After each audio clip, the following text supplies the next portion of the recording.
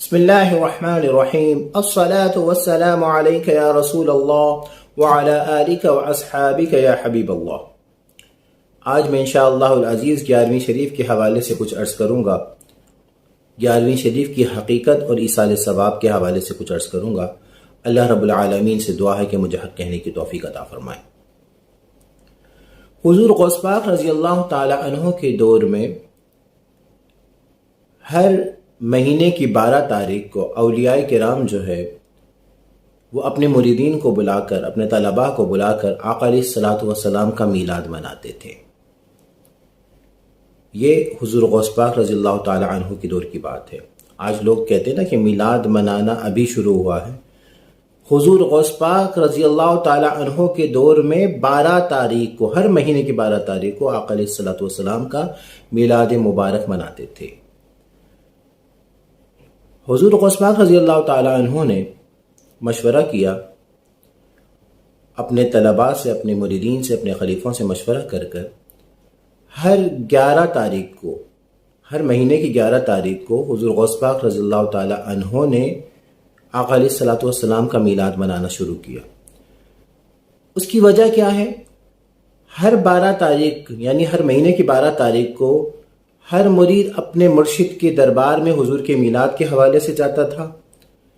تو آقا حضور غوث پاک رضی اللہ تعالیٰ عنہ نے 11 تاریخ اس لیے رکھی تاکہ تمام اولیاء کرام کے مریدین جو ہیں حضور غوث پاک رضی اللہ تعالیٰ عنہ کے مدرسے میں آقا علیہ الصلوۃ والسلام کے میلاد کے حوالے سے آ جائیں۔ حضور غوث پاک رضی اللہ تعالیٰ عنہ کے اپنے مریدین بھی ہوا کرتے تھے، ان کے مدرسے کے طلباء بھی ہوا کرتے تھے، اور دیگر اولیاء کرام کے مریدین بھی جمع ہو جاتے تھے، اور وہ مہینے کی 11 تاریخ ہوتی تھی اور آقا علیہ الصلوۃ والسلام کا میلاد ہوا کرتا تھا۔ تو پتہ چلا کہ 11ویں در حقیقت 12ویں ہے، میلاد رسول صلی اللہ علیہ وسلم ہے۔ اور حضور غوث پاک رضی اللہ تعالی عنہ کا یوم وفات، وہ پردہ جو فرما گئے ہیں، وہ بھی 11 ربیع الثانی ہے۔ جب حضور غوث پاک رضی اللہ تعالیٰ عنہ جب دنیا سے رخصت ہو گئے تو ان کے مریدین نے یہ سلسلہ شروع کیا کہ ہر مہینے کی 11 تاریخ کو تمام مریدین جمع ہو جاتے تھے، ان کے چاہنے والے جمع ہو جاتے تھے، آقا علیہ الصلوۃ والسلام کا ذکر خیر بھی کرتے تھے اور حضور غوث پاک رضی اللہ تعالی عنہ کا ذکر خیر بھی کیا کرتے تھے۔ تو اس کا نام 11ویں شریف رکھ دیا گیا۔ اب عمومی طور پر میں اب اس کو بڑے سیدھے الفاظ میں، سادے الفاظ میں 11ویں کی حقیقت بتاؤں گا۔ دیکھیں، اس کی شرعی حیثیت یہ ہے کہ یہ مستحب ہے۔ مستحب وہ ہوتا ہے کہ اچھا عمل ہے، اگر کرو تو ثواب ہے، اگر نہیں کرو تو کوئی حرج نہیں ہے۔ صحیح شرعی حیثیت ہو گئی۔ اب میں اس کی سادے انداز میں اس کی حقیقت، اب اس کے لیے آپ کو تھوڑی سی میں آپ کو دعوت تحقیق عرض کروں گا۔ آپ تھوڑی سی تحقیق کیجیے گا اور آپ سے میں جو عرض کروں گا اس کی تحقیق ضرور کیجیے گا، تو پتہ چلے گا کہ 11ویں شریف کی حقیقت ہے کیا۔ لیکن سادے الفاظ میں عمومی طور پر جب 11ویں شریف ہوتی ہے یا میلاد پاک رسول صلی اللہ علیہ وسلم ہوتا ہے تو سب سے پہلے تلاوت کلام پاک ہوتا ہے، اللہ رب العالمین کا کلام پڑھا جاتا ہے۔ تو اب آپ اپنے آپ سے پوچھئے کہ تلاوت کلام پاک کرنا کیسا عمل ہے؟ یقیناً ثواب کا کام ہے نا، نیکی کا کام ہے۔ تو سب سے پہلے میلاد پاک ہو یا 11ویں شریف ہو، سب سے پہلے تلاوت کلام پاک پڑھا جاتا ہے۔ تو تلاوت کلام پاک نیک عمل ہے، ثواب کا کام ہے۔ اس کے بعد نعت رسول مقبول صلی اللہ علیہ وسلم ہوتا ہے، محمد رسول اللہ صلی اللہ علیہ وسلم کی تعریف بیان کی جاتی ہے۔ تو آپ بتائیے کہ کیا نعت رسول مقبول صلی اللہ علیہ وسلم برا عمل ہے یا اچھا عمل ہے؟ تو یقیناً ہر مومن، ہر عاشق رسول جانتا ہے کہ نعت رسول مقبول صلی اللہ علیہ وسلم، محمد صلی اللہ علیہ وسلم جو ہے نیکی کا عمل ہے، ثواب کا کام ہے۔ اب اس کے بعد منقبت ہوتی ہے۔ منقبت کہا جاتا ہے کہ اللہ کے پیاروں کا ذکر خیر کرنا، اللہ کے ولیوں کی تعریف بیان کرنا نظم کی صورت میں، اس کو منقبت کہا جاتا ہے۔ تو 11ویں شریف میں آقا علیہ الصلوۃ والسلام کی نعت کے بعد حضور غوث پاک رضی اللہ تعالی عنہ یا دیگر اولیاء کرام کی نظم کی صورت میں تعریف بیان کی جاتی ہے۔ تو کیا اللہ والوں کی تعریف بیان کرنا اچھا عمل ہے یا برا عمل ہے؟ تو یقیناً قرآن پاک میں اللہ کے ولیوں کی تعریف بیان کی گئی ہے، ان کی صفات بیان کی گئی ہے، ان کی شان بیان کی گئی ہے، ان کی کرامتوں کا ذکر خیر کیا گیا ہے۔ تو یقیناً ہر عاشق رسول، ہر مومن، ہر امتی یہ کہے گا کہ جو اللہ کے پیارے ہیں وہ سب کے پیارے ہیں، جو اللہ کے دوست ہیں وہ ہمارے بھی دوست ہیں، یہ رشتہ اللہ کی وجہ سے اللہ کے دوست ہیں۔ تو اللہ کے پیاروں کا ذکر منقبت جو ہے وہ بھی اچھا عمل ہے۔ اس کے بعد کوئی مقرر ہوتا ہے، کوئی مفسر ہوتا ہے، کوئی محدث ہوتا ہے، وہ بیان کرتا ہے۔ وہ بیان کیا کرتا ہے؟ اللہ کا شکر ادا کرتا ہے کہ یا اللہ تیرا شکر ہے کہ آقا علیہ الصلوۃ والسلام جیسی ہستی عطا فرمائی، اور اولیاء کرام کی تعریف بیان کرتا ہے، ان کے کرامات کا ذکر کرتا ہے، اور ان کے اندر وہ جو کوالٹی پیدا ہوئی ہے تو ان کی نیکی کی وجہ سے ہوئی ہے، انہوں نے اچھے اعمال کیے ہیں، تو وہ سارے بیان میں کیا جاتا ہے۔ تو آپ اپنی ایمانداری سے آپ بتائیے گا کہ کیا اس بیان کے اندر اللہ کا شکر ادا کرنا، رسول اللہ صلی اللہ علیہ وسلم کی تعریف بیان کرنا، اللہ کے پیاروں کی جو صفات ہے وہ صفات اس لیے بیان کی جاتی ہے کہ تاکہ ہم گناہ گار بھی اس صفات پر عمل کریں اور اس طریقے سے چلیں تو ہم بھی اللہ کے پیاروں کی لسٹ میں شامل ہو جائیں۔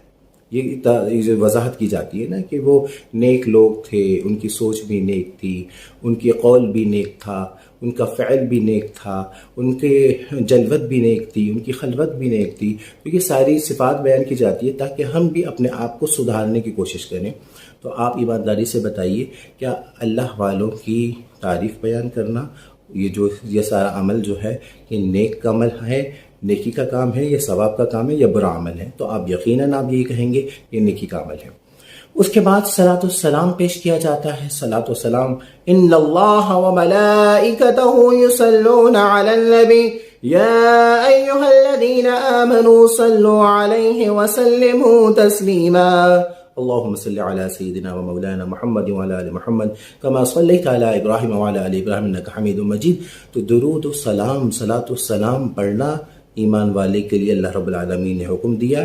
تو اب آپ یہ بتائیے یہ اچھا عمل ہے، نیکی کا عمل ہے یا برا عمل ہے؟ تو یقیناً آپ کہیں گے یہ اچھا عمل ہے۔ اس کے بعد دعا کی جاتی ہے۔ اب مجھے یہ بتائیے اللہ رب العالمین سے دعا کی جاتی ہے کہ دعا کرنا جو ہے، دعا جو ہے وہ عبادت کا مغز ہے۔ دعا جو ہے اللہ رب العالمین سے دعا کرنا یہ نیکی کا عمل ہے یا برا عمل ہے؟ تو آپ یقیناً کہیں گے کہ نیکی کا عمل ہے۔ اب اس میں پھر یہ ہوتا ہے کہ دعا میں یہ جو لنگر کیا جاتا ہے، پھر لنگر ہوتا ہے، اس میں حسب توفیق جو بھی کھانا، بریانی ہے یا پانی ہے، شربت جو بھی ہے، اب اس کا ثواب جو ہے 11ویں شریف میں حضور غوث پاک رضی اللہ تعالیٰ عنہ کو اس کا ثواب ایصال کرتے ہیں۔ اب اس کی وضاحت میں کرتا چلوں، اب تک تو جو بات ہوئی وہ بالکل سادے الفاظ میں ہر سادہ بندہ بھی سمجھتا ہے کہ تلاوت کلام پاک کرنا ثواب کا کام ہے، نعت رسول مقبول صلی اللہ علیہ وسلم ثواب کا کام ہے، منقبت پڑھنا اللہ والوں کی تعریف نظم کی صورت میں ثواب کا کام ہے، بیان جو ہے اس میں اللہ رب العالمین کا شکر ادا کرنا، رسول اللہ صلی اللہ علیہ وسلم کی تعریف بیان کرنا یہ ثواب کا کام ہے، اور اللہ کے پیاروں کا ذکر خیر، ان کی کرامات کا ذکر کرنا ثواب کا کام ہے۔ صلاۃ السلام پڑھنا یہ ہر بندہ جانتا ہے، ہر سادہ بندہ بھی جانتا ہے ثواب کا کام ہے۔ دعا مانگنا یہ ثواب کا کام ہے۔ اب اس میں یہ سارے نیکیوں کا ثواب، اس کو ہم کہتے ہیں ایصال ثواب۔ ایصال ثواب کرنے کی شرعی حقیقت جاننا ہے، یہ اس کی تھوڑی سی وضاحت کی ضرورت ہے۔ اور اب مسئلہ یہ ہوتا ہے، پہلے میں اس کا ایصال ثواب کی تھوڑی سی وضاحت کر دوں۔ ایصال ثواب جو ہے، اور پھر کچھ لوگوں کے اعتراض ہوتے ہیں، اس کا بھی میں جواب دیتا ہوں کہ وہ کیا اعتراض کرتے ہیں۔ دیکھیں ایصال ثواب جو ہے اس کی حقیقت کیا ہے؟ آقا علیہ الصلوۃ والسلام جو ہے ثواب کا پہنچانا، کچھ لوگ یہ کہتے ہیں مر گیا مردود، نہ فاتحہ نہ درود، یعنی جب بندہ مر گیا تو اس کو مرنے کے بعد اس کو کوئی فائدہ نہیں پہنچتا۔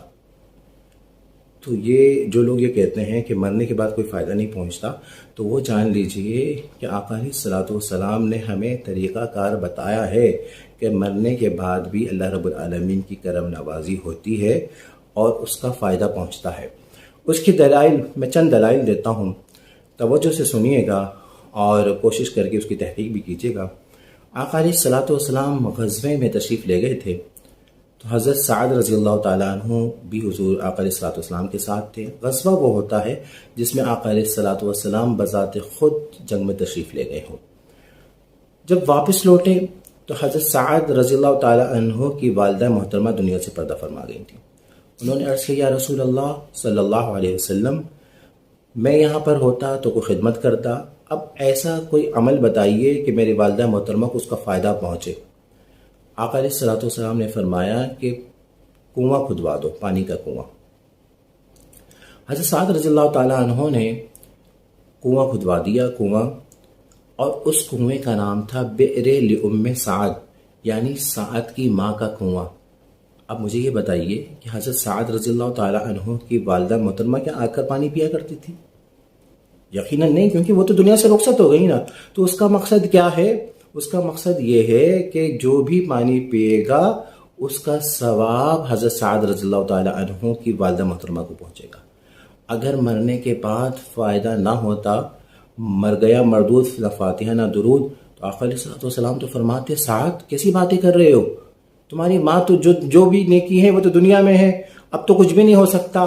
لیکن آقا علیہ السلام نے حضرت سعد رضی اللہ تعالیٰ عنہ کو جو طریقہ کار بتایا، اس سے پتہ یہ چلتا ہے کہ حضرت سعد رضی اللہ تعالیٰ عنہ کو کی والدہ محترمہ کو فائدہ پہنچے گا، تبھی آقا علیہ السلام نے یہ طریقہ کار بتایا۔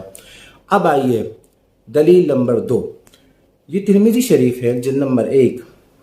آقا علیہ السلام کے دربار میں یہ حضرت عبد الله بن بريدة عن أبيه قال كنت جالسا عند النبي صلى الله عليه وسلم إذا أتته امرأة فقالت يا رسول الله صلى الله عليه وسلم إني كنت تصدقت على أمي بجارية وأنها ماتت، قال وجب أجرك وردها عليك الميراث. قالت يا رسول الله صلى الله عليه وسلم كان عليه صوم شهرا فأصوم عنها، قال صومي عنها. قالت يا رسول الله صلى الله عليه وسلم إنها لم تحج قط أن حج عنها، قال لم حجعي عنها. اس کا ترجمہ یہ ہوتا ہے کہ آقا علیہ السلام صحابہ کرام کی جھرمٹ میں بیٹھے ہوئے تھے، ایک صحابیہ خاتون آقا علیہ السلام کے دربار میں حاضر ہوئی، یہ ترمذی شریف ہے جلد نمبر 1 میں، اور عرض کہ یا رسول اللہ صلی اللہ علیہ وسلم میری والدہ کا انتقال ہو گیا ہے، کیا میں اپنی والدہ کے لیے لونڈی صدقہ کر سکتی ہوں؟ آقا علیہ السلام نے فرمایا بالکل، تم لونڈی صدقہ کرو، ان کو فائدہ پہنچے گا۔ تو انہوں نے اپنی لونڈی صدقہ کر دی۔ پھر عرض کیا رسول اللہ میری والدہ پر روزے تھے، کیا میں روزے رکھوں ان کی طرف سے؟ تو فرمایا تو روزے رکھ، اسے ثواب پہنچے گا۔ آقا علیہ السلام نے انہیں بتایا کہ تم روزہ رکھو، انہیں ثواب پہنچے گا۔ پھر عرض کیا بے شک میری والدہ نے حج نہیں کیا، کیا میں اس کی طرف سے حج کر سکتی ہوں؟ تو آقا علیہ السلام نے فرمایا ہاں تو حج کر سکتی ہے، اس کا ثواب پہنچے گا۔ دیکھیں اگر آقا علیہ السلام کو یہ ہوتا نا کہ اگر مرنے کے بعد فائدہ نہیں پہنچتا، تو آقا علیہ السلام ان صحابیہ خاتون سے فرماتے کہ بیٹا جو زندگی میں ہو گیا سو ہو گیا، کچھ نہیں ہو سکتا۔ آقا علیہ السلام صدقے کی تلقین فرما رہے ہیں، آقا علیہ السلام روزے کے حوالے سے ان کو تجویز دے رہے ہیں کہ روزہ رکھوں کو ثواب پہنچے گا، حج کرنے کے حوالے سے فرما رہے ہیں کہ حج کروں کو ثواب پہنچے گا۔ تو پتہ یہ چلا کہ جب ہم جو ہمارے پیارے دنیا سے رخصت ہو گئے ہیں، جو اللہ کے پیاروں کے دربار میں ہم ایصال ثواب کرتے ہیں تو ثواب پہنچتا ہے۔ یہ دوسری دلیل۔ اب تیسری دلیل جو ہے یہ ہے حضرت عباس رضی اللہ تعالی عنہ، یہ بھی ترمذی شریف ہے، باب ما جاء فی الصدقۃ عن المیت۔ عن ابن عباس رضی اللہ تعالی عنہ ان رجلا قال یا رسول اللہ صلی اللہ علیہ وسلم ان امی توفیت فینفعها ان تصدقت عنها، قال نعم، قال فإن لي مخرفا فأشهدك إني قد صدقت به عنها، قال ابو يعلى هذا حدیث حسن، یہ حدیث حسن ہے۔ حضرت عباس رضی اللہ تعالی عنہ فرماتے ہیں کہ آقا علیہ السلام کے دربار میں ایک صحابی رسول حاضر ہوئے اور رسول اللہ صلی اللہ علیہ وسلم میری ماں فوت ہو چکی ہے، اگر میں صدقہ کروں تو انہیں نفع پہنچے گا؟ تو آقا علیہ السلام نے فرمایا بے شک پہنچے گا۔ عرض کی بے شک میرا باغ ہے اور میں آپ کو گواہ کرتا ہوں کہ بے شک میں نے اپنی ماں کے واسطے صدقہ کر دیا۔ تو پتہ یہ چلا کہ مرنے کے بعد جو ہے جب اگر ہم ایصال ثواب کرتے ہیں تو اس کا ثواب پہنچتا ہے۔ یہ میں نے آپ کو 3 دلائل دی ہیں اور یہ تینوں دلائل اتنے آسان ہیں کہ یہ ایک سادہ بندہ بھی یہ دلائل سن سکتا ہے اور سمجھ سکتا ہے۔ تو آپ تحقیق بھی کریں، میں نے آپ سے عرض کیا ترمذی شریف ہے، جلد نمبر 1 ہے۔ اب کچھ لوگ جو ہیں وہ اعتراض کرتے ہیں، وہ کہتے ہیں کہ 11ویں شریف مناتے ہو یہ حرام ہے، اور پھر دلیل یہ دیتے ہیں سورہ بقرہ 2 سپارہ آیت نمبر 173۔ وہ کہتے ہیں کہ قرآن پاک میں بسم اللہ الرحمن الرحیم اللہ رب العالمین نے فرمایا انما حرم علیکم المیتۃ والدم ولحم الخنزیر وما اہل به لغیر اللہ۔ وہ یہ کہتے ہیں انما حرم علیکم المیتۃ، بے شک حرام ہو گیا مردہ تو حرام ہے، والدم خون حرام ہے، ولحم الخنزیر اور خنزیر کا گوشت، سور کا گوشت حرام ہے، وما اہل به لغیر اللہ، اور وہ کہتے ہیں کہ جس چیز پر غیر اللہ کا نام آ جائے وہ حرام ہے۔ کیا کہتے ہیں؟ وما اہل به لغیر اللہ، جس پر غیر اللہ کا نام آ جائے۔ اور اس آیت کا ترجمہ کر وہ کہتے ہیں تم کہتے ہو 11ویں شریف حضور غوث پاک کے نام پر یہ 11ویں کا بکرا ہے، تو لہٰذا غیر اللہ کے حوالے سے تم نے اس کو وہ کر دیا، تم نے جب غیر اللہ کی طرف اس کو وہ کر دیا تو یہ حرام ہو گیا۔ تو پیارے بھائیو ذرا ٹھہرو، تفکر کرو اور تحقیق کرو۔ اصل میں آقا علیہ الصلوۃ والسلام کے اعلان نبوت سے پہلے دور جہالت میں کفار مکہ کا طریقہ کار یہ تھا کہ وہ جب ذبح کرتے تھے جانور تو اپنے بڑے بت لات، منات، عزا، یہ ان کے بڑے بڑے بت ہوتے تھے، ان کے نام پر جانور ذبح کرتے تھے، کاٹتے وقت ان کا نام لیتے تھے۔ تو اللہ رب العالمین نے فرمایا دیا کہ جب جانور کو ذبح کرو تو اس وقت اللہ اکبر کہنا ہے۔ یہ کس کے لیے؟ مسلمانوں کے لیے۔ وہ تو مشرک ہیں، جو کافر ہیں، ان کا تو معاملہ ہی الگ ہے نا۔ تو اسی لیے اللہ رب العالمین نے حکم دیا کہ جب ذبح کرو اس وقت جو ہے اللہ رب العالمین کا نام لینا ہے۔ اب تھوڑی سی تحقیق کے لیے میں عرض کروں گا کہ آپ جتنی بھی مفسرین قرآن کی جو تفسیر اٹھائیں گے، تفسیر جلالین بڑی تفسیر ہے جس کو ہر مکتبہ فکر پڑھاتا ہے، تفسیر کبیر، تفسیر ابن کثیر، تفسیر روح البیانی، جتنی بڑی بڑی تفاسیر ہیں، تفسیر ساوی، آپ تمام تفاسیر کا جب ترجمہ اور ان کی تفسیر پڑھیں گے تو پتہ یہ چلے گا کہ اللہ رب العالمین کا وما اہل به لغیر اللہ سے مراد یہ ہے کہ مسلمانوں، حضور کی امتیوں، جب جانور ذبح کرو تو اس وقت وما اہل به لغیر اللہ، اللہ کے علاوہ کسی کا نام نہ لو، اللہ کے علاوہ کسی کا نام نہ لو، اللہ اکبر کہہ کر ذبح کرو۔ اب مجھے ایمانداری سے ایک بات بتائیے، جب ہم 11ویں کا بکرا کاٹتے ہیں 11ویں، تو کیا ہم حضور غوث پاک کا نام لیتے ہیں معاذ اللہ، یا خواجہ صاحب کا نام لیتے ہیں؟ نہیں، ہر امتی، حضور کا امتی، عاشق رسول مسلمان جانتا ہے کہ جب ذبح کیا جاتا ہے اس وقت اللہ اکبر پڑھا جاتا ہے، اور اس جانور کا ثواب، اس کی جو ثواب ہے وہ ایصال ثواب کیا جاتا ہے اپنے پیاروں کو۔ یہ جو ہم تیجا کرتے ہیں، ہم جو 40واں کرتے ہیں، ہم جو ایصال ثواب کرتے ہیں، تو اس کا جو ثواب ہے ہم ان اپنے پیاروں کو، یا حضور غوث پاک یا خواجہ صاحب، بابا صاحب، اپنے مرشد، اپنے جو بھی ہیں ان کا دادا حضور جو بھی ہیں ان کو پیش کرتے ہیں۔ اس وقت ہم جانور کاٹتے وقت کسی کا نام نہیں لیتے۔ اب اگر کوئی کہے کہ نہیں، وما اہل به لغیر اللہ سے مراد یہ ہے کہ کسی بھی جانور کا نام غیر اللہ پر آ جائے وہ حرام ہے۔ توجہ طلب بات، جو لوگ یہ اعتراض کرتے ہیں نا، وہ ان کا مقصد یہ ہوتا ہے کہ کسی بھی جانور پر غیر اللہ کا نام آ گیا حرام ہے۔ ہم یہ کہتے ہیں جب آپ اعتراض کرتے ہو نا تو تھوڑا سا صبر کیا کرو، تھوڑا سا غور کیا کرو، آپ اس جملے پر خود پھنسو گے۔ وجہ کیا ہے؟ وجہ یہ ہے کہ جب آپ کا یہ کہنا ہے کہ غیر اللہ پر کسی چیز کا، کسی جانور کا نام آ جائے گا وہ حرام ہے، تو آپ ایک بات بتائیے اعتراض کرنے والوں، جب آپ قربانی کے لیے جانور لے کر آتے ہو تو کوئی پوچھتا ہے یہ جانور کس کا ہے، تو آپ کیا کہتے ہو؟ یہ اللہ کا جانور ہے؟ آپ کہتے ہو چودھری صاحب کا جانور ہے، خان صاحب کا جانور ہے، ملک صاحب کا جانور ہے، یہی کہتے ہو نا؟ شیرازی صاحب کا جانور ہے، سیٹھ صاحب کا جانور ہے، حاجی صاحب کا جانور ہے۔ اب اس کا ثواب حضور حضرت ابراہیم خلیل اللہ علیہ الصلاۃ والسلام کو کے دربار میں ایصال ثواب کیا جاتا ہے۔ تو اسی طریقے سے ہم اگر حضور غوث پاک کا جانور کہتے ہیں تو اس سے حرام نہیں ہوتا، ہم یہ کہتے ہیں کہ اللہ اکبر کہہ کر ذبح کیا ہے اور اس کا ثواب حضور غوث پاک رضی اللہ تعالی عنہ، حضرت خواجہ صاحب، بابا صاحب، مرشد کریم جی اپنے پیاروں کے دربار میں ہم اس کا ثواب پہنچاتے ہیں۔ تو میں نے ثواب، ایصال ثواب پہنچانے کے حوالے سے بھی میں نے 3 دلائل دے دیے، اور وہ لوگ جو گمراہ کرنے کی کوشش کرتے ہیں اور 11ویں شریف کو حرام قرار دینے کی کوشش کرتے ہیں، تو میں نے ان کے اعتراض کا جواب بھی دے دیا ہے۔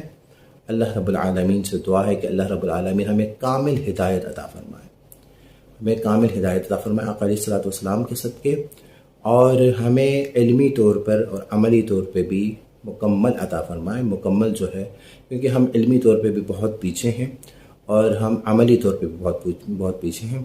وآخر دعوانا الحمدللہ رب العالمین۔